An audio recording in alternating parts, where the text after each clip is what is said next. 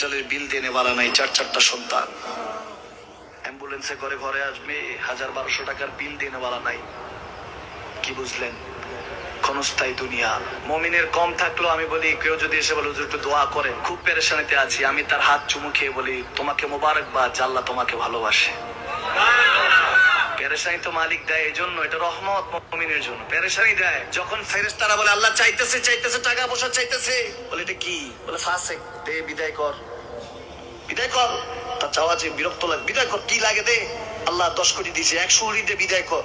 মুমিন যখন চাইতে থাকে আল্লাহ আমাকে কিছু লাগে, যখন একটু করে চায় আমার মাটাকে সুস্থ করে দাও, বাবাটাকে আল্লাহ আমার স্ত্রীকে, আমার আমাকে একটু তৌফিক দাও, চাইতে থাকে মুমিন। আল্লাহ বলে যখন ফেরেশতারা দেখে মুমিন চাচ্ছে, দেরি করতে পারে না, তাড়াতাড়ি খাজানা নিয়ে দিতে নেবে, আল্লাহ বলে রাখোস না, এত তাড়াহুড়া কিসে?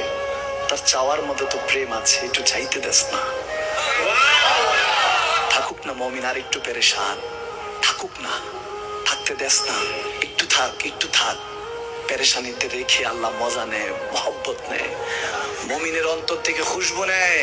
আল্লাহর বড় মায়া, মুমিন যখন চায় আল্লাহ তখন মায়ার নজর নিয়ে তাকায়, হায় হায় আমার বান্দা।